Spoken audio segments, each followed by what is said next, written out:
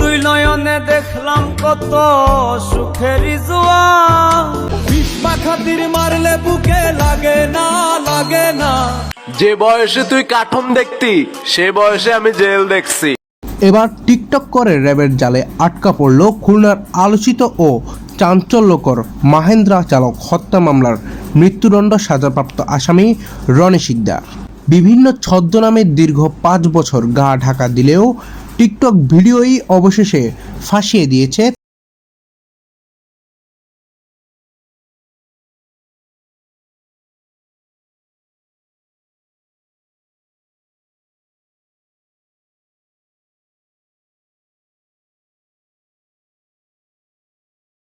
খাতির মারলে বুকে লাগে না, লাগে না। বুক পাথরে মারলে ছুরি লাগে না, লাগে না।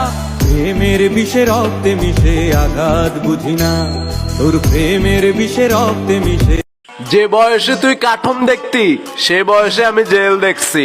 সো আমার লগে গুন্ডামি মাতলামি বুঝাবি, বইরা দিমু।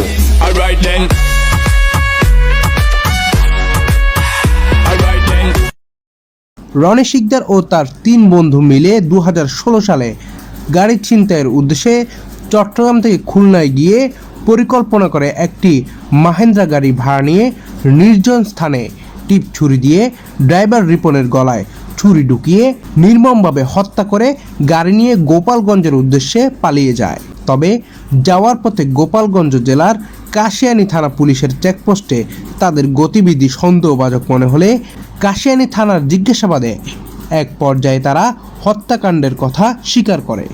এই বছরের 29 মার্চ খুলনার বিজ্ঞ অতিরিক্ত মহানগর দায়রা জজ আদালত মাহেন্দ্রা চালক শেখ ওহিদুর রহমান রিপন হত্যার দায়ে 4 জনকে মৃত্যুদণ্ডে দণ্ডিত করে এবং একই সঙ্গে তাদের 50,000 টাকা করে জরিমানা করে।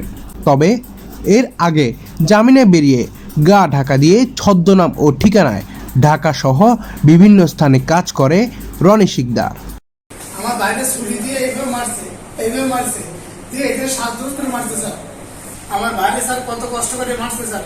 স্যার আমার ভাবি আমার 2টা বাচ্চা আছে স্যার, এই 2টা বাচ্চা নিয়ে স্যার আমি পড়তে আসছি স্যার। আমি স্যার চালাতে পারছি না স্যার, পড়তে আসছি স্যার। স্যার আমি চাই এই 4টা আসামি স্যার দৃষ্টান্তমূলক শাস্তি চাই স্যার। সরকারের কাছে একটা আবেদন, এই আসামিদের তাড়াতাড়ি ফাঁসি হয় স্যার। বিচার এদের দৃষ্টান্তমূলক বিচার স্যার, এই আসামিরা স্যার ফাঁসির আওতায় নিয়ে এসে খুব তাড়াতাড়ি বিচার করে স্যার। আমি আমার বড় ভাই 2টা বাচ্চা ফ্যামিলি নিয়ে স্যার খুব অসহায়ের ভিতরে আছে স্যার।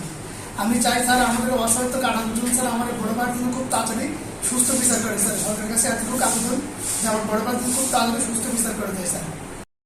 পরে টিকটক ভিডিওর মাধ্যমে শনাক্ত করে গোয়েন্দা তথ্যের মাধ্যমে গত 5 অক্টোবর ঢাকা মহানগর লালবাগ থানাধীন শহীদনগর 1 নং গলি থেকে এই হত্যা মামলার দ্বিতীয় আসামি রনি শিকদারকে আটক করতে সক্ষম হয় র্যাব 7 চট্টগ্রাম। গত 2016 সালে খুলনা নগরীতে রিপন নামে একজন মাহেন্দ্র গাড়ির চালককে নৃশংসভাবে হত্যা করে তার লাশ বিলে ফেলে রাখা হয় এবং যে হত্যাকাণ্ডে চট্টগ্রামের 4 বন্ধু সরাসরিভাবে সম্পৃক্ত ছিল। পরবর্তীতে বিজ্ঞ আদালত এবছর মার্চ মাসে এই 4 জন হত্যাকারীকে মৃত্যুদণ্ডাদেশ দেয়। এরপর আমরা এই হত্যাকারীদেরকে গ্রেপ্তার করার জন্য গোয়েন্দা কার্যক্রম বৃদ্ধি করি। এরই প্রেক্ষিতে আমরা জানতে পারি এই হত্যাকাণ্ডের সাথে সরাসরি জড়িত এবং মৃত্যুদণ্ডপ্রাপ্ত আসামি রনি সে ঢাকায় লালবাগ থানার একটি এলাকায় অবস্থান করছে। এরপর গতকাল আমরা সেই ঢাকা লালবাগ থানায় উক্ত স্থানে অভিযান পরিচালনা করে রনিকে গ্রেপ্তার করতে সক্ষম হই। গ্রেপ্তার করার পর আমরা রনির কাছ থেকে জানতে পেরেছি হত্যাকাণ্ডের পর 2 বছর সে জেলে ছিল। পরবর্তীতে জামিনে এসে সে ফেরারি হয়ে যায় এবং এরপর কখনোই সে মামলায় আর হাজিরা দেয়নি।